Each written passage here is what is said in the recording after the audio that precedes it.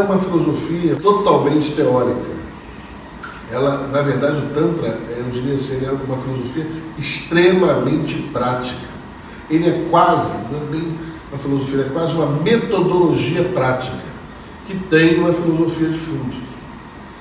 Tá? Esta filosofia tântrica, ela te dá alguns conceitos fundamentais. Sem esses conceitos fundamentais, você vai praticar o Tantra de maneira errada. Porque assim, como você vai mexer com energia, que vai direcionar a energia à sua mente, se você estiver com a mente equivocada, você vai direcionar erradamente essa energia. Tá? E o ocidental ele tem uma visão ligada, todos nós somos adultos, né? Então ele tem uma visão ligada ao sexo extremamente esquisita. Sabe? Cheia de repressões, cheia de condicionamentos, cheia de limitações e profundamente, em alguns aspectos, doentia. Enquanto no Oriente, estou falando do Extremo Oriente, onde o cristianismo não chegou, tá? Se trata, assim, e onde as religiões escravagistas não lançaram suas raízes, você encontra a sexualidade como uma coisa natural da vida. Como comer, como beber, como dormir, sem culpa. Né? Você vai falar assim, não, peraí, mas sexualidade é como dormir. Eu falo, não, você não dorme em qualquer lugar, tem um maluco que dorme em qualquer lugar. Eu não, eu gosto de dormir num lugar seguro, né? Eu possa dormir tranquilo. Então, assim, evidentemente existe uma maneira de fazer isso, mas não aquela ideia de culpabilidade, de que você vai para o inferno, que o sexo está ligado a pecado, essa coisa. Isso daí é uma perversão da consciência ocidental.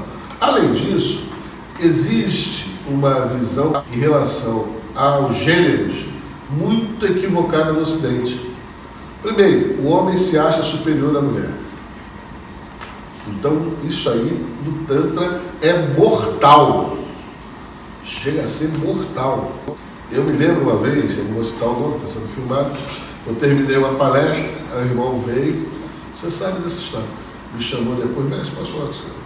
O senhor falou de um jeito que parece até que dá a entender, ela pertencia a uma instituição bem machista, que eu também não vou dizer, não vou falar porque eu não quero.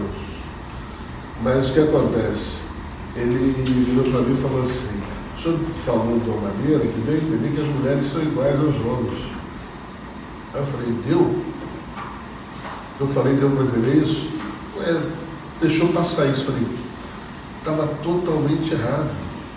Como é que eu pude deixar transparecer no meu discurso que as mulheres são iguais aos homens? Isso está errado, porque as mulheres são superiores aos homens. A realidade é essa, tu não pare. Se você olhar na natureza, e o filósofo, o magista, ele é, entre aspas, nos textos iniciáticos, se fala que ele é o macaco da natureza, no sentido que o macaco é um animal que imita. Então, na verdade, o magista, o filósofo, no sentido de magista, ele deve olhar como é que a natureza funciona e aplicar a algo semelhante, tá? Para obter os resultados que a natureza produz. Então, se você olhar a natureza, todas as fêmeas de todas as espécies, né, geralmente vivem mais que os machos, inclusive a espécie humana. As aranhas, você olha, a aranha macho é desse tamanho, a aranha fêmea é desse tamanho. Louva a Deus. Abelha, o macho copula e morre. Por quê? Porque ele libera toda a sua carga seminal e ele morre. Como ele faz isso uma vez, ele morre não. Várias espécies, em várias espécies você vê que as fêmeas são muito mais fortes que os machos. Por quê? Por uma razão muito simples. Uma fêmea gera porrada de filhotes, tem que manter o filhote, ela manter ela mesmo viva, ela gera, ela mantém os filhotes, ela tem que viver. O macho vai lá, dá a guaribada nele e está tudo certo. Né? Tem caso até de partenogênese, de fêmeas que sozinhas se reproduzem. Tem uma coisa que nós, luciferianos, temos uma visão completamente diferente das religiões escravagistas judaico-cristãs. Nas religiões escravagistas judaico-cristãs fala-se que Deus, macho, velho, barbudo, né, semibrocha, criou Adão. E da costela de Adão, ele fez Eva.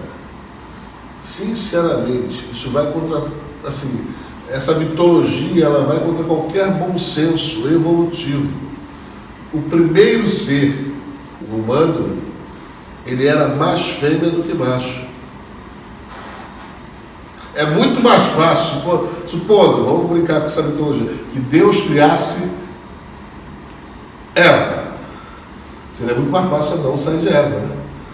Porra, não tinha lugar para sair, não tinha como fazer. De onde a gente vai tirar o negócio? Não, tira da costela. Óbvio, sai da costela. Até hoje a gente nasce de costela, né? Vocês são só uma costela melhorada ou piorada. Então, assim, há conceitos da doutrina judaico-cristã, e principalmente esse conceito de superioridade masculina, que é mortal do ponto de vista tântrico.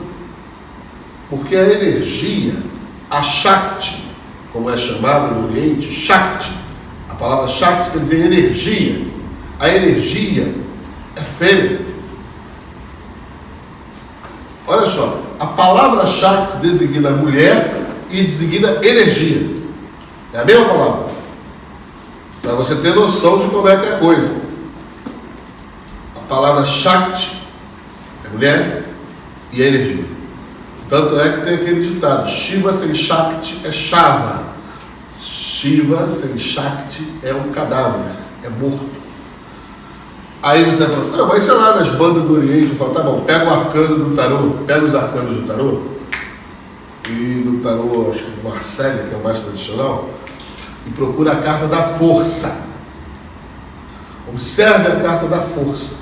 Tem uma mulher de pé, segurando a boca de um leão, na altura dos órgãos genitais dela, e com a saia, e as patas do leão estão na frente da saia. Se você parar de ver leãozinho e coisinhas ali, se você tentar entender o que o artista quis botar numa época de Inquisição do caralho, o que ele quis demonstrar, concorda que a carta da força, considerando a idade média mais ou menos, passou dos gregos, então devia ser o que? Um Hércules, né? Um homem lá, macho, agarrando o leão, estrupiando o leão. Não, a carta da força é uma mulher abrindo a boca de um leão. Aonde isso tem coerência com o nosso conceito ocidental de força? Mas se você olhar a carta direitinho, você vai ver que as patas do leão não são patas do leão, são as pernas da mulher. E a cabeça do leão e a boca do leão são os órgãos genitais femininos.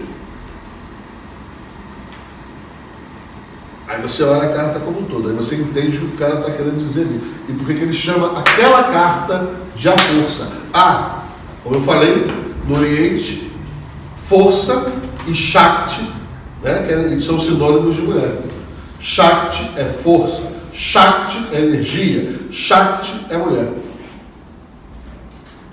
E detalhe, é a energia que gera a vida. Então, assim, esses conceitos, como eu estava falando, não tem como você dirigir é botar um carro na mão e sair dirigindo. Só que como é que tu vai dirigir se você não sabe o que é direita e esquerda? Coisas mínimas para você poder dirigir, senão o que vai acontecer? Imagina, se você não sabe o que é direita e esquerda. Se você não sabe que o sinal vermelho, para você que não é mais pedestre, é para parar.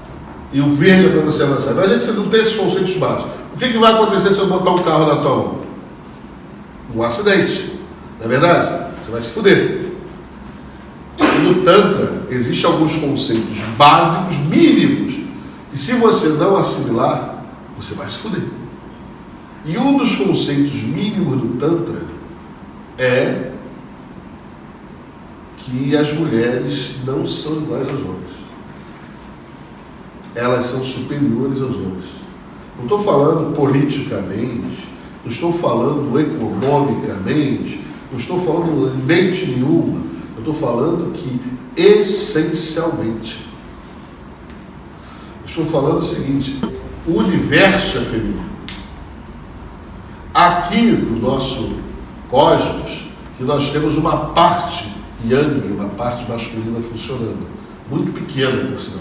Por isso que os homens são tão mimados, por isso que as mulheres mimam tanto os homens, porque os homens são raridade do universo. Geralmente, no universo, o que você tem são fêmeas. É a expressão da energia yang que abunda no universo. Tá? Aqui existe um pouquinho de energia yang, já está fazendo merdelê do caralho. E eles se acham, porque eles são mimados desde criança, né? O filho homem, não sei o que, mamá. Então, tudo, o homem é mimado desde criança. Então ele cresce achando que ele é o supra-sumo do universo. Tem até uma religião, um mito, que diz que ele, foi criado à imagem e semelhança de Deus. Aí depois pegaram a costelinha dele e deram para a mulher. Fizeram a mulher inteira de uma costela do homem. Olha só que legal. De uma costela do homem, fizeram a mulher inteira. Fizeram a mulher uma fração do homem. Né? Então tem uma religião que diz isso. Tem sabe, tem gente que pensa que porque ele tem bolas, ele pensa melhor que a mulher, ele é melhor que a mulher. Não é verdade. E isso, volto a falar, é mortal no Tantra. Porque o Tantra manipula Shakti. Ele, quando eu falo manipula, ele lida com a Shakti. Se você lidar com a Shakti, com a força da vida, a força, por que a mulher é chamada Shakti? Porque a força da vida flui dela. É como se fosse isso aqui, ó. Isso aqui é a mulher. E ali no meio, brota, seria uma mina. E a força brota dali do meio. Vem do universo causal e sai ali no meio. E vai saindo, mano. O homem não tem essa conexão com o yin. Olha só, o universo, fora do cosmos, ele é yin. É o seguinte. Isso aqui é um lugarzinho que a gente vive. A gente acha que isso aí é tudo. Isso aqui é o cosmos que a gente vive. Só que aqui fora, tudo isso aqui é yin. Tudo. A eternidade é yin. Só isso aqui. Há alguns outros cosmos que têm também essa bolinha de yang presa. Só isso. Por isso que o universo é misterioso. Por isso que o universo não é para ser entendido. Ele é para ser experienciado, ele é para ser experimentado, ele é para ser intuído. Ele mesmo assim ele vai ser um mistério incompreensível. E por isso que ele tem uma força enorme. Os feiticeiros sabem disso.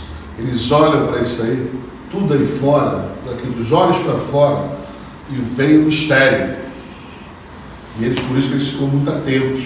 Eles sabem que eles estão diante do mistério. Eles sabem, como Sócrates colocou, o que eu sei é que nada sei. Não é assim que o ocidental pensa. Por isso que ele está se fudendo. Ele pensa que ele sabe tudo, que ele conhece tudo, que ele domina tudo, que ele subjuga tudo. Ele se fode. Então, alguns conceitos no Tantra são fundamentais. Esse conceito de Shakti é fundamental. Shakti é aquela parte I ali, escura, e toda essa parte externa aí é Shakti. Só que essa força, ela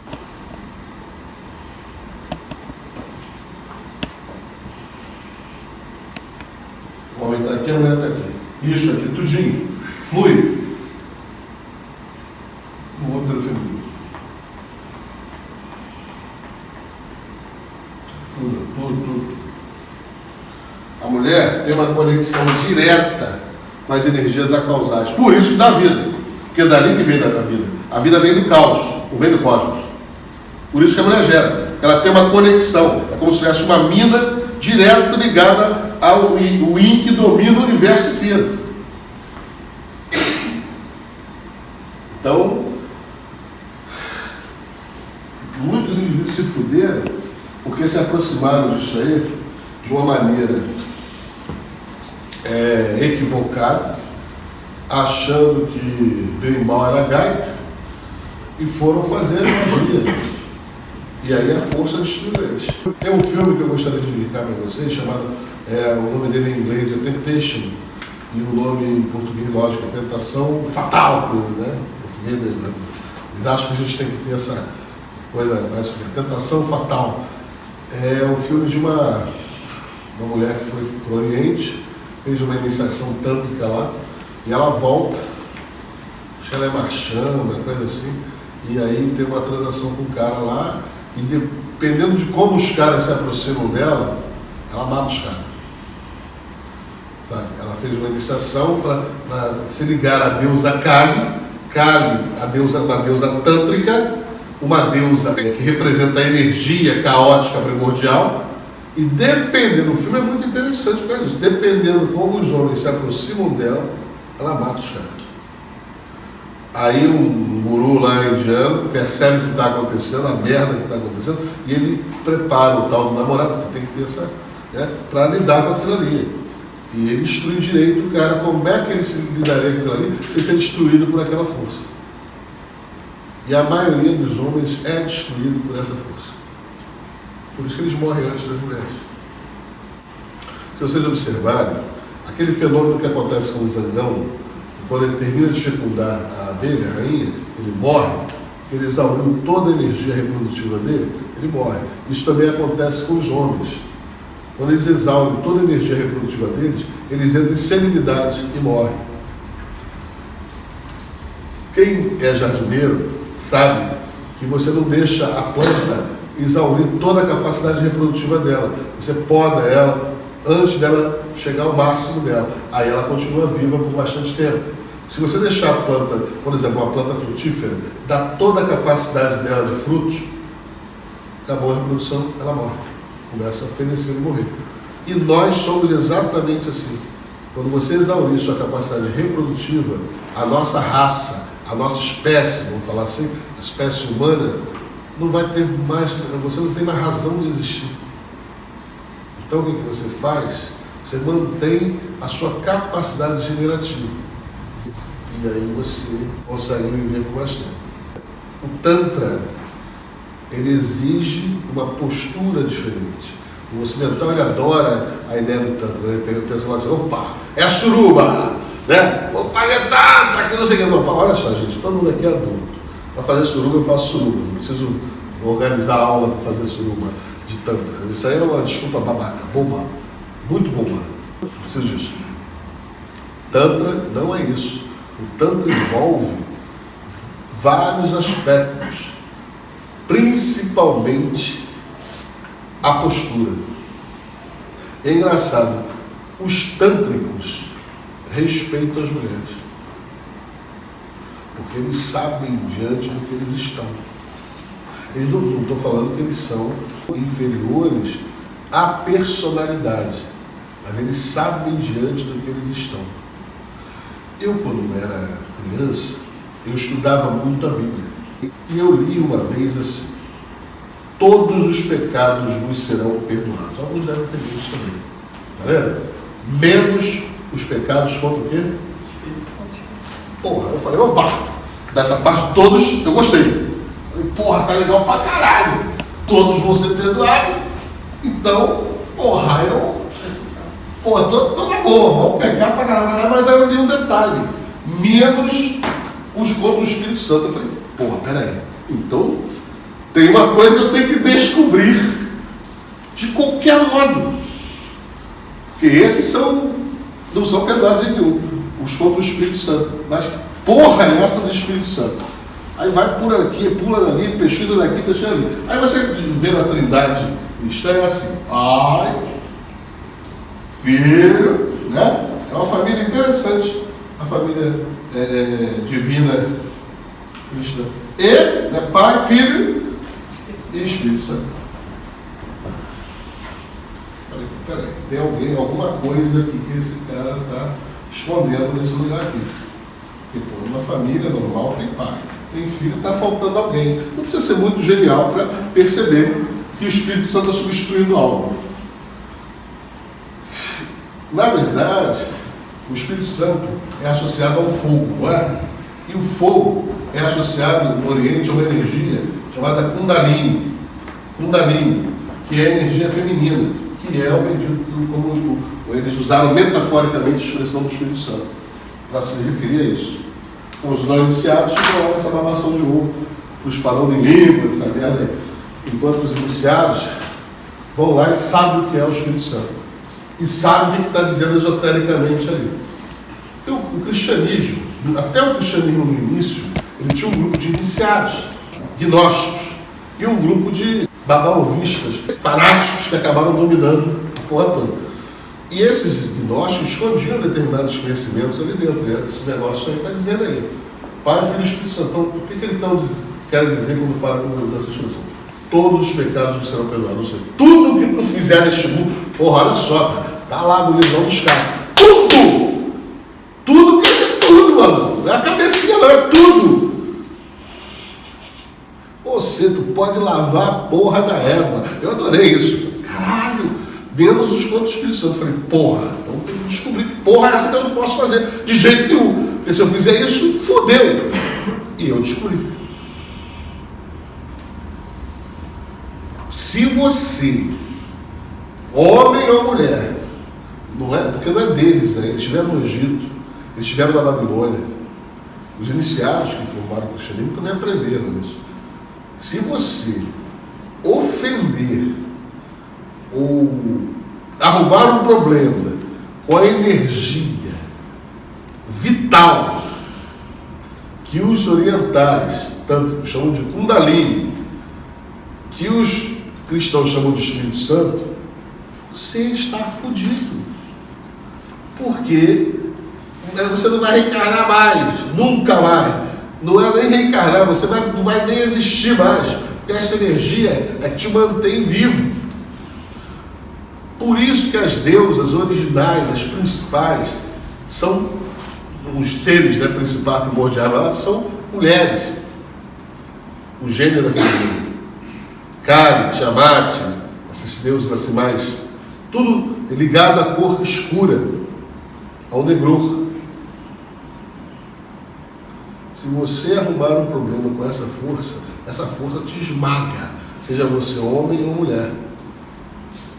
Então você tem que ser malandro, saber o seguinte, opa, ali eu tenho que tomar algum cuidado, tem que ter regra. Posso até fazer merda, mas se eu fizer merda contra esta energia, eu vou me fuder. Então assim, esses são alguns conceitos principais, tanto para os homens quanto para as mulheres. Não adianta partir para o Tantra totalmente equivocado. É igual pegar um carro sem saber o que é direito, sem saber o que é esquerda, sem saber o que... Enfim, regras básicas de direção, você vai sofrer um acidente. E um acidente muito feio. Você vai praticamente se aniquilar. Se aniquilar. Não é nem morrer. Morrer, você morre e reencarna. A porra não morre e reencarna, não. Se tu meter com essa energia aí, você não morre e reencarna. Você é aniquilado. Agora, entrando um pouco mais na doutrina, Tantra, igual a expandir e libertar. Então, você se liberta através da expansão da consciência, da energia, da expansão energética. Isso é feito por gravar aqui.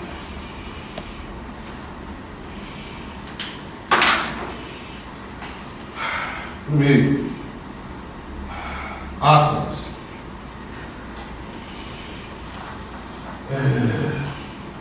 Mantras. Pranayamas. Bandhas.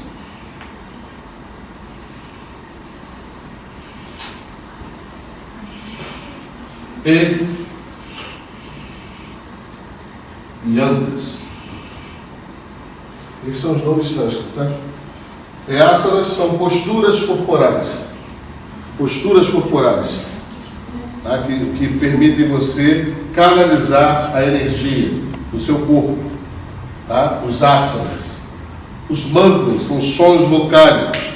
Não há ritual sem música, sem som, sem cântico, sem mantras, sem invocações no mínimo. Não tem música, não tem nada, mas tem algumas invocações. Não tem nenhum ritual com esse em silêncio. Não existe, tem que botar a energia em movimento. E você bota através do poder do som. Os mantras são sons vocálicos. O objetivo é dinamizar a energia. Os pranayamas são exercícios respiratórios, trabalhos respiratórios. A respiração em 4 tempos, a respiração alternada, por uma narina pela outra, por ambas as narinas, enfim, trabalhos respiratórios. Os bandhas são movimentos musculares. Movimentos musculares. Quando você vê lá um yogi sentado, lá quietinho, um monge sentado assim com a mão assim, geralmente eles usam aquelas roupas. Ele está fazendo uma série de movimentos no corpo que você não está vendo. Tem mais um aí. São os mudras. São os mudras. Os mudras são gestos que visam travar a energia no teu corpo. Tá? Mas aí tem que ter treinamento para você fazer isso. Os yantras são mentalizações. Mentalizações. Geralmente os yantras estão associados a formas geométricas. Globo, triângulos, principalmente triângulos. O Sri Yantra, que é o principal yantra do Shivaísmo, que é uma das maneiras de chamar o tantrismo, ele é formado por não sei quantos triângulos. E o indivíduo aprende a construir aquilo mentalmente, visualizar aquilo item por item, mentalmente, tá? Para usar aquilo num determinado horário da prática tântrica dele. Aquilo ali vira um sigilo mental, que ele aprende a usar. Tá? Então, assim, você utiliza esses elementos. Também tem mais um. Eu vou desenhar isso de outra maneira, tá? Porque tem mais um que está faltando. São os mudras. Só fazer assim. Só apagar isso aqui. E fazer assim.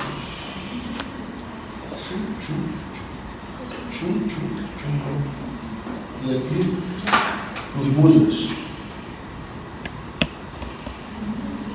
Os mudras são gestos, tá? A forma geométrica ajuda a fixação. Os mudras são gestos que você faz para manter a energia no teu corpo. Tá? São aqueles gestos que você, não sei se alguém já ouviu falar em mudras, tá? São gestos que você vai fazendo. Cada dedo está ligado a uma energia do corpo e você vai utilizando esses gestos para travar a energia. Isso são práticas, não são teorias. Se você não fizer os asanas mínimos, você não vai conseguir fazer nada. Os asanas da yoga clássica são aqueles asanas, aquela posição de lótus, aquela posição da vela, aquela posição toda. Só que como aquilo ali, para a maioria dos ocidentais, é um sacrifício do caralho, nós aqui usamos 2 asanas básicos. O asana chamado Adi Asana, que é aquela posição em pé, com os joelhos um pouco flexionados, chamado Adi Asana, que Adi quer dizer primeiro. Então, o primeiro asana, a primeira posição para qualquer asana. E a Purasana, que é aquela posição do faraó, sentado com as palmas na mão. Essa aqui a gente faz para fazer yoga. São 2 asanas que a gente usa aqui. O Adi Asana e o Purasana. Qualquer ocidental consegue fazer essa porra. Tá? São os 2 asanas básicos. Mas há outras posturas que você usa dependendo do trabalho que você está fazendo.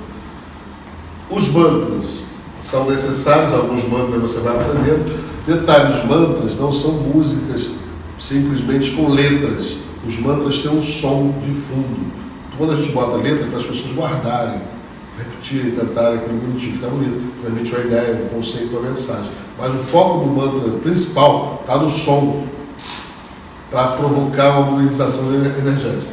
Pranayamas, as respirações, os bandhas, as contrações musculares. Lembra que eu falei do zangão? Guardem sempre a imagem do zangão. Cada vez que o zangão transa, ele morre. Toda vez que o zangão transa, ele morre. E vou te contar um negócio, os homens não sabem disso. Mas toda vez que ele transa, ele morre. Ele só não morre igual o zangão, porque ele não se exaure todo. Mas se ele se exaurisse totalmente, ele morreria naquela hora. Terminaria de transar e cairia no rio. Só que como o homem não faz como o zangão, ele libera toda a carga seminal dele. E ele morre. Os homens, cada vez que fazem sexo, eles perdem energia vital. E não só energia vital, elementos estruturais. E eles vão ficando mais senis, mais fracos, mais doentes, mais velhos. Você vai vendo que assim que nasce, até os 16 anos, a criança tem uma criança saudável, evidentemente, eu estou falando do caso patológico, tem uma disposição. Até os 16 anos, mais ou menos. É uma puta disposição. Quando ele nasce, ele vai adquirindo uma quantidade de energia que os chineses chamam de chus. Eles chamam de chus. Você acumula X chus até os 7 anos, não sei quantos chus até os 14 anos, não sei quantos chus até os 16. Vai acumulando chus, que é como eles chamam essa quantidade, essa unidade deles. A partir dos 16 tu começa a perder. E só vai perdendo. E aí quando essa conta inverte, tu fica senil e começa a morrer. Então, os chineses que trabalham com uma coisa taoísmo, trabalham com taoísmo sexual, eles estudaram isso, eles viram que várias doenças eram provocadas por isso, e eles começaram a se preocupar com a maneira de reter esses chus. Não só reter, mas gerar esses chus. Então, assim, o homem, a partir de uma determinada época da vida dele, começa a perder muita energia seminal e ele envelhece e morre. A mulher, por sua vez, devido ao excesso sexual praticado em nossa sociedade, ela começa a ter vários problemas uterinos, de sobrecarga e tem uma série de doenças. Isso não tem nada a ver com moralidade, isso tem a ver com o que acontece. Nenhum animal faz sexo como nós fazemos. Todos os animais têm cílio, tem período de descanso para o ovário feminino, para o útero feminino, vou falar assim. Tem período de descanso para o útero feminino. Nós não. O sêmen é ácido, ele tem um pH.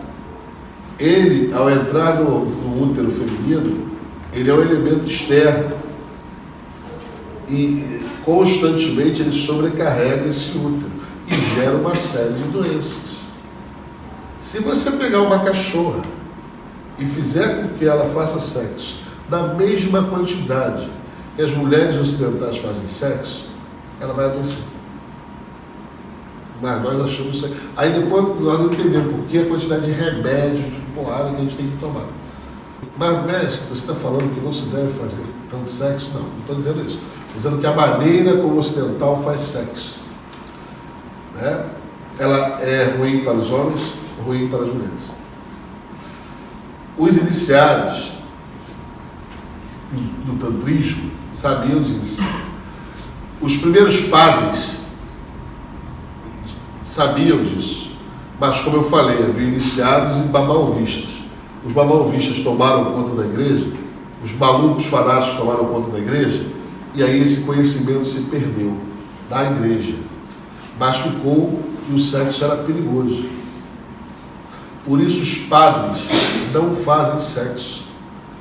Eles usam técnicas do Tantra branco, vamos falar assim, para manipular a energia sexual, o que também, devido a não fazer sexo, gera uma série de desequilíbrios. Mas eles tentam, porque eles sabem que o sexo praticado, como ele é praticado no Ocidente, vai promover a serenidade deles acelerada. Por isso tu vê padre com 80 anos, porra, com raciocínio perfeito. O cara com 90 anos, com raciocínio perfeito.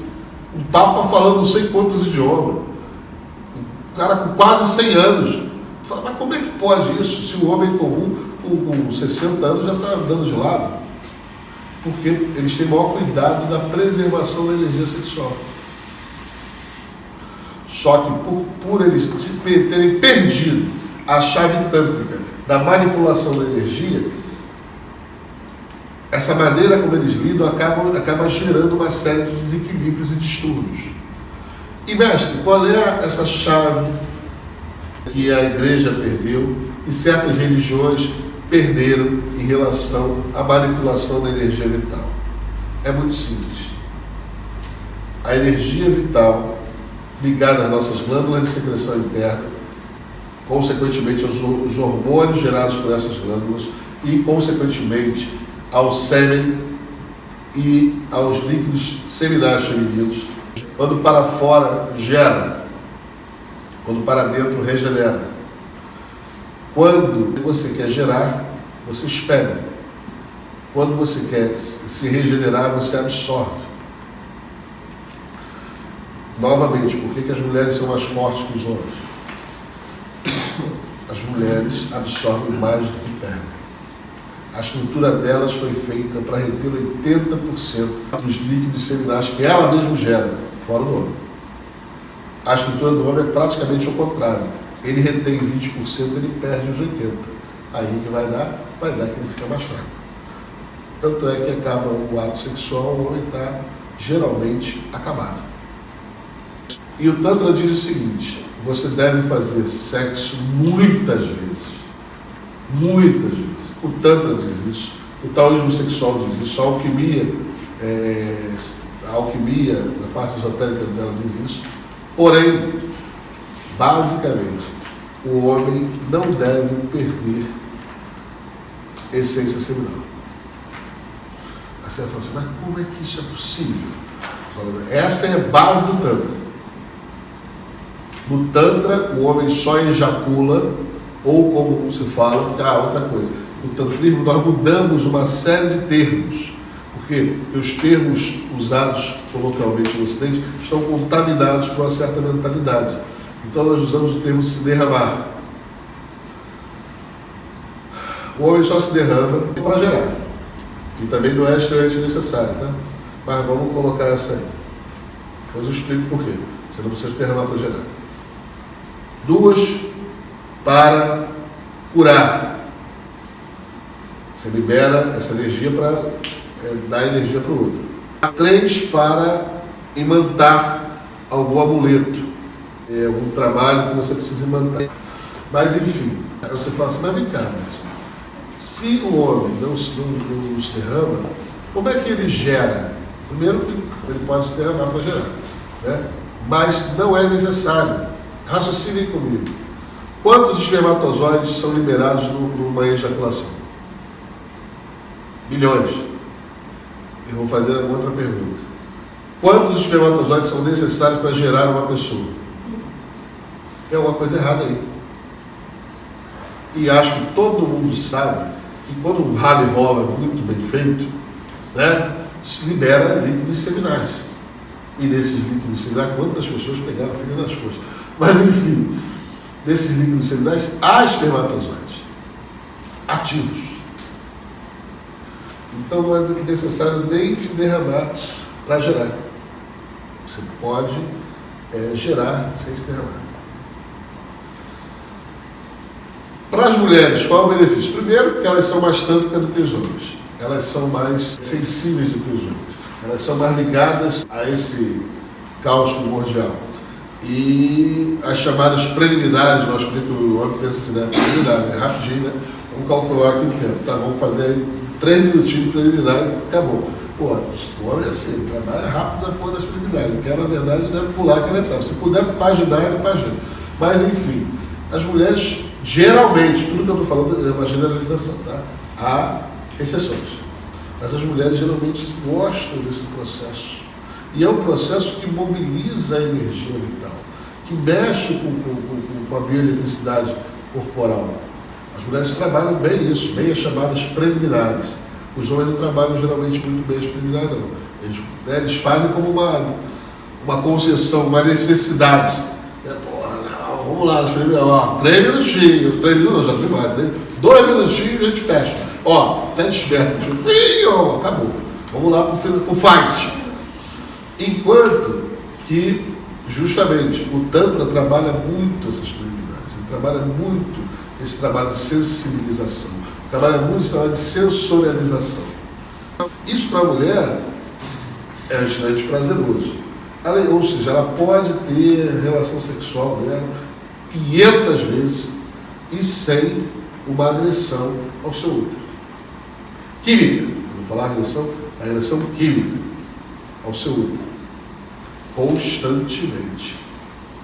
Eu podia usar um termo pesado para essa agressão química, como quando eu aprendi, ele mandava a gente falar mesmo, porra, assim, os homens escarrando, né, os outros femininos, é foda, mano. Mas enfim, o pior é que a maioria faz isso mesmo. Tá nem aí pra ver. O Inca, o governante do Peru, na época dos Incas, o governante era chamado Inca. Ele levava 3 dias para ser gerado. Isso aqui é preliminar. Fala preliminar, vou falar dos Incas. 3 dias de rituais, não sei o quê, e rola daqui, rola dali, e o negócio levava 3 dias para gerar o Inca, que era um Deus vivo. Aí hoje, como é que nós geramos? No bonde do funk, né? Você entra lá em fila e vai passando. Vai, vamos ver que porra que nasce. Né? No canto ali, vamos pro canto. Dá uma beiçada e vamos pro canto. E lá a gente gera qualquer coisa aí. Mas não sabe o que está virando essa bestialização toda, mano. O Inca leva 3 dias, leva 5 segundos. Nem sabe quem era quem. Pô, tu viu quem era? Não sei se era preto, branco, alto, baixo, moreno. Qual era o nome do cara? Quem? O Inca. Aí imagina isso e o Inca. Tem comparação, cara. O Inca era um deus encarnado. Essa coisa aí que nasce é isso aí, tá vendo? Esse grau de bestialização está assolando o mundo. Nós estamos gerando cada vez mais carne. Mais carne, mais carne, mais carne, mais carne. E a consciência está se diluindo cada vez mais.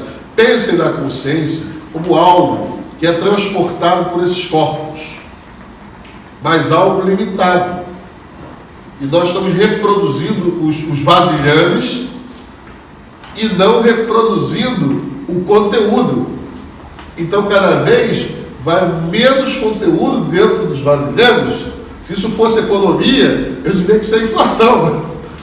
Mas não é economia. Então, eu digo que é bestialização. A humanidade está se tornando cada vez mais retardada. Por quê? Porque está perdendo essência. Devido ao quê? À multiplicação dos corpos, que não é equivalente à reprodução da consciência. Então, assim, para as mulheres é profundamente gratificante a prática tântrica, é menos agressiva no sentido químico, tá? Para os homens, ele para de perder tanta energia e tanta vitalidade, e essa energia e vitalidade que ele deixou de perder é utilizada para a ampliação da sua consciência. Ah, detalhe, quando o cara está em contato com cópula, como eu falei, né, quando o trabalho bem feito, de preliminar, sempre, quando se usa preservativo, a química rola, mínima. Então, aquele mínimo de química, aquele mínimo de líquido seminal, é o suficiente para a mulher fazer coisa pra caralho com aquilo ali. Ela pega aquilo ali, é como um fermento para a bomba. Bate ali, ela faz uma porrada de bagulho com aquilo ali. Não precisa daquela agressão toda. Já que não é para gerar, para que aquela agressão? Porque é isso que acontece com o útero. É por isso que as mulheres têm que tomar tanta pílula. E é mais química dentro da mulher. Se for, eu queria ver se fosse com os homens, aí eles iam ficar doidinhos. Quer dizer, imagina, ela recebe uma injeção, que é o ampola, o pênis dela lá, que é uma ampola. Ela recebe uma injeção de sêmen no seu útero, regularmente, e o útero, com aquela química, que não tem respostas químicas no corpo para a geração, mas aí ela anula aquilo ali, uma outra química, para poder não reproduzir. Imagina o que isso faz com o corpo feminino.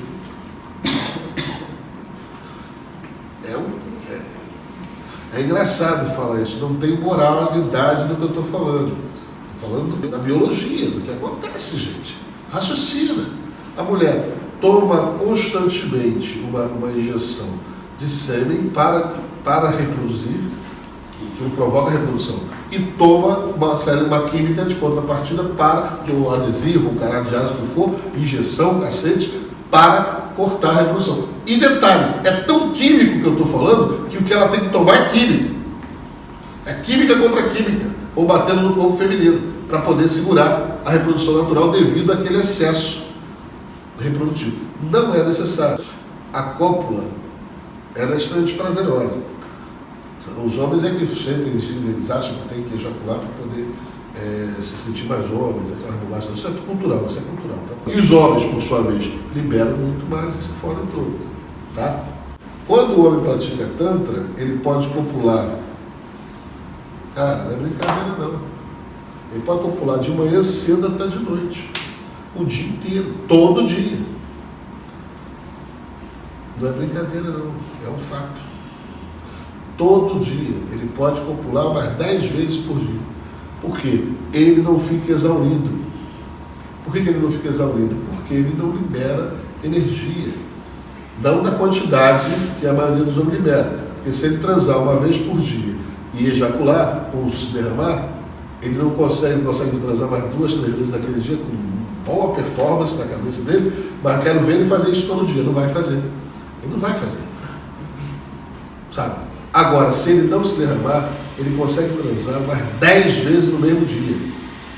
Até mais. Até mais. Olha, isso que eu estou falando para vocês não é teoria, não é lido em livros. Como eu já falei, não importa o gênero, ela é heterossexual, bissexual, não faz a menor diferença. Qual o objetivo da massagem tântrica? Ativar e dinamizar a bioeletricidade do corpo. Começa pela massagem. Né? E é eletricidade mesmo. É eletricidade mesmo. Tu sente os cabelos se arrepiando. O cabelo do corpo se arrepia. Você sente que parece quando você passa. Lembra aqueles televisores antigos? Que você passa assim o braço perto e arrepia o cabelo do corpo? É isso que acontece. Quando você faz uma boa estimulação sexual, os teus pelos se eriçam. E aquilo é porque a eletricidade, ela percorre o teu corpo. Ó, a coisa é tão real que quando você está sintonizado com um parceiro ou com uma parceira e você chega no grau de estimulação, a bioeletricidade corre do corpo de um para o outro, e do outro para um. Ambos ficam arrepiados na mesma hora. É mó barato. Por quê? É a eletricidade do corpo, a eletricidade corporal. Quando você chega, primeiro faz a massagem tântrica, chegou no nível de estimulação da bioeletricidade. Depois de estimular a bioeletricidade, vamos partir para a conjugação, como nós chamamos. Né? E você tem 2 caminhos.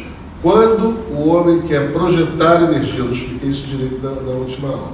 Quando o homem quer gerar alguma coisa externa, é bom que ele fique por cima. Tá? Mas quando é o contrário, a mulher quer gerar alguma coisa externa, ela pode ficar por cima. Quando nenhum dos dois está muito preocupado em gerar alguma coisa externa, tanto pode estar por cima ou por baixo. Não há muita diferença. Tá? A prática tântrica diz que o homem não deve ejacular. Mas algumas práticas magísticas dizem que na hora da ejaculação, o homem deve visualizar isso. Eu não concordo com isso, porque se ele ejacular, ele perde energia. A energia dele baixa imediatamente. Então ele não vai conseguir o sobreexcedente energético para gerar o filho mágico. Então, ele, em vez de ejacular, é na hora do orgasmo. Na hora do orgasmo. Na hora do orgasmo, tanto ele como a parceira, se tiverem combinado, melhor ainda. O ideal, a pessoa fala assim, posso fazer tanto com uma pessoa que não sabe? Pode. Pode fazer magia sexual com uma pessoa que não sabe? Pode. Só que se você faz com uma pessoa que sabe, se vocês têm um propósito formulado antes da prática, isso é bom. Não é na hora que está lá, né? E aí, vamos fazer a hora. Vamos combinar aqui, não dá tempo de combinar.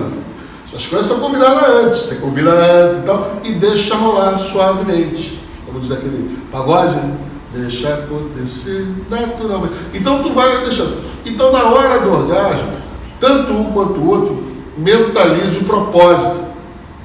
Visualmente. Não é, né, aquela dissertação shakespeariana que senão não vai dar tempo. Você tem que mentaliza, visualiza aquilo que você quer. A energia vital que foi crescendo, o sobreexcedente dela sai do corpo das pessoas. E como ela não foi canalizada para o esperma e para simplesmente o útero feminino, a função do útero é gerar. O útero foi friccionado, ele foi estimulado, ele gerou energia. Aquela energia é canalizada, direcionada mentalmente para aquele propósito, para gerar um elementar. E esse elementar vai trabalhar para o que você deseja. Esse elementar, imagina o elementar como uma bola. Existe uma diferença entre o elementar e o elemental. Gnomos, fadas, salamandras, ondinas são elementais, são seres da natureza. Elementares são seres artificialmente criados, seres energéticos artificialmente criados, são elementares. Aí você cria um elementar, um ser energético artificialmente criado, que poderia ser uma criança, se você tivesse gerado, né? Mas como você direcionou a energia, você gera esse elementar. E esse elementar vai trabalhar para fazer aquilo que você deseja. Esse é um procedimento de geração do chamado filho mágico. É lógico, você pode, ao invés de direcionar para fora, direcionar a energia para dentro, para um órgão seu que não esteja bem de saúde, para a sua glândula pineal, no meio do teu cérebro, para ampliar a sua consciência, aumentar o seu poder pessoal e ampliar a sua consciência. Então você direciona a energia para a glândula pineal. E ela no meio do teu cérebro, ela funciona como uma antena, ela vai ampliar a sua consciência. Tá? Os feiticeiros fazem muito isso. Isso aumenta o poder pessoal deles. Então por isso que o feiticeiro, ele pensa, acontece. Por isso que ele desenvolve poderes paranormais. Porque ele se autofecundou. Os ignorantes chamam de milagre. Os padres, pelo cuidado com a estrutura cerebral deles, tem padre que realmente bota a mão pura, mano. Não é só padre não, tem feiticeiros que fazem isso. Mas os padres fazem, tem padre que faz. Por quê? Porque ele está carregado de energia sexual transmutada, chamada ojas. Eu vou explicar daqui a pouco isso para vocês. Tu bota a mão, tu cura. Tu lê pensamento, tu determina que coisa aconteça e coisa acontece. Tá? Então, os feiticeiros direcionam a energia por dentro da coluna vertebral até a glândula pineal para inseminar a glândula pineal e ativar, vamos colocar assim, são uns 350 milhões de neurônios, sei lá quantos neurônios, você usa menos de 5% disso aí. O teu cérebro está todo parado. É engraçadíssimo. Já viu que tem uma coisa na natureza que é muito interessante. Você tem 2 braços. E às vezes você percebe que precisava de 3. Tem até pouco braço. Você tem 2 pernas. Tudo que você tem no teu corpo, você usa para caralho. Só neurônio, como se neurônio fosse uma coisa vulgar. Como se neurônio fosse um tipo de célula extremamente comum. Neurônio, para ter noção, não se reproduz. Sabe, ele chega a um ponto, você tem 350 milhões, por aí, 350, 360 bilhões de neurônios, e usa menos de 5% disso. Por quê? É como se a natureza já tivesse te preparado com um upgrade de memória. Tu já está lá, a memória está toda lá, a capacidade de processamento, vamos dizer, está toda lá, só que você usa menos de 5% disso. Aí eu te pergunto, como é que você vai ativar, se é essa a possibilidade? Porque a possibilidade existe.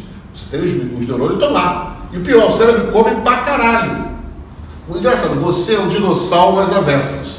O dinossauro tinha um corpo enorme e um cérebro desse tamanho. Então o corpo do dinossauro consumia muita energia. E ele não pensava. Não conseguia, né? Agora você não, você tem um cérebro enorme, comparado com o corpo, que consome energia pra caralho do corpo, e você não usa esse cérebro. Sendo bem claro, basicamente você é um retardado. A verdade é essa, pô. É simples, faz um cálculo. 350 milhões de neurônios, por aí, procura aí, deve ser 300 e porrada alguma coisa. Então, se você tem um computador que tem uma capacidade de processamento, você usa menos de 5% da capacidade de processamento desse computador, você pode dizer que isso aí está funcionando normal? Não está funcionando abaixo da sua capacidade real. Mas muito abaixo, 50% seria abaixo. Menos de 5% é um estado de retardamento absurdo. E eu te pergunto, por que a natureza foi tão generosa com os nossos neurônios? E por que nós não usamos eles? E vamos pensar, dizem que um gênio, um Einstein, na vida usou 5%, 6%, uma coisa assim, já dá um Einstein. Que um grande mestre utilizaria, assim, os filósofos como Sócrates, teria utilizado, sei lá, quase 10%. Imagina se você conseguisse utilizar, sei lá, 20%. O que você não faria? O que você não entenderia? O que sua mente não seria capaz de fazer? Esse hardware, porque a tua mente é o software, o hardware é o cérebro. O hardware não está, a mente não está conseguindo rodar. Tem um filme muito interessante chamado Lucy, que mostra mais ou menos quando acontece a mulher começar a desenvolver. E engraçado, eles usam uma mulher, né? O filme foi feito por pessoas que conhecem, que estudaram o negócio, então por isso que botaram uma mulher no negócio. E Lucy, né? Interessante. E a Lucy, ela começa a usar a capacidade cerebral dela violenta, tu vê a porra do bagulho. O que essa teoria que eu estou levantando, que ela diz o seguinte: se você usasse, sei lá, 100% da capacidade cerebral, tu era Deus. Tu era Deus. Tu ia fazer coisas fábricas. Cada capacidade cerebral é um dia da semana, até fechar 7 dias. Um detalhe da referência do filme é que essa substância que faz ela atingir esse ponto vem do órgão genital feminino. Sim. São detalhes que estão no filme. Quer dizer, o pessoal do filme não é bobo, eles pesquisaram, sabe? Aquela substância que ela toma vem do órgão genital feminino, exatamente. Então, assim, gente, se você direcionar essa energia, porque assim, existem 2 caminhos para a energia. Eu já fui numa linha muito purista, que dizia que não devia se usar essa energia para fins materiais, porque ela é importantíssima. Você pode fazer coisas incríveis com ela. Então você só devia utilizá-la para a sua evolução espiritual. Eu fiz isso durante muito tempo. Só que, porra, saco vazio não para em pé, malandro. E essa energia, se você direcionar para fora, para as tuas coisas, funciona. Então, pô, peraí, aí tu vai ficar igual o yogi, igual um fakir, passando necessidade, passando fome, mas porra, desenvolvendo pra caralho espiritualmente. Não sei se... Eu cheguei a um ponto que eu falei, não sei, vamos equilibrar um pouco, né? Um pouco no cravo, um pouco na ferradura. Vamos direcionar um pouquinho para a minha evolução espiritual e tudo mais, mas também para o meu desenvolvimento material. E eu sei que funcionou muito bem o negócio, a coisa mudou. O bagulho já ficou melhor. Então, assim, os puristas dessa área falam assim, eles dizem exatamente isso, chama profanação da energia vital. Você está usando ela para conseguir coisas do mundo material. Eu não concordo. Eu concordo que isso é o meu livre exercício, o meu direito de usar a minha energia vital para o que eu quiser. E, porra, é o que seja de meu sapato aperta, cara. Então, não leva mal. Você quer ficar aí, morrendo de fome aí, se desenvolvendo do espiritual, beleza, seja feliz, eu não te perturbo. Então, não me perturbe também. Agora, quando você direciona essa energia para o teu interior, para a tua cura, você se cura. Davi praticou uma coisa chamada tsunamitismo. Tsunamitismo é o seguinte: Davi estava morrendo, estava velho e morrendo. Aí os assessores de Davi falaram: o nosso rei está morrendo.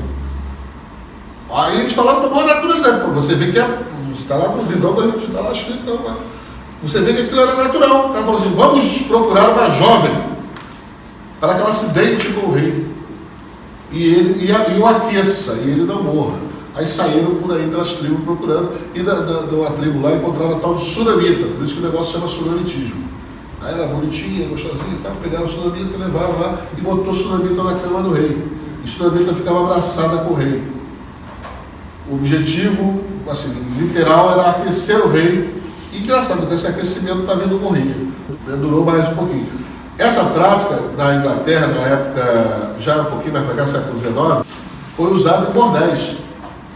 Os caras pagavam, os coroas pagavam para deitar com meninas. Deitar mesmo, não era fazer sexo não. Deitar e ficar abraçado. Porque tinha a ideia de que a energia vital passava de um para o outro. Isso é uma prática de vampirismo. Né? Um vampirismo branco, mas é um vampirismo. Inclusive as cafetinas, elas cobravam uma taxa extra, uma calção. Ela falava assim, ó, custa R$300 lá para tu deitar lá com a menina, mas tu vai deixar aqui um cheque de 500 conto ou de R$1.000 aqui, porque de repente tu pode rejuvenescer tanto. E aí, mano, a menina é virgem, eu sempre tem gente que dizer que a menina é virgem, tinha que ser com a virgem, né?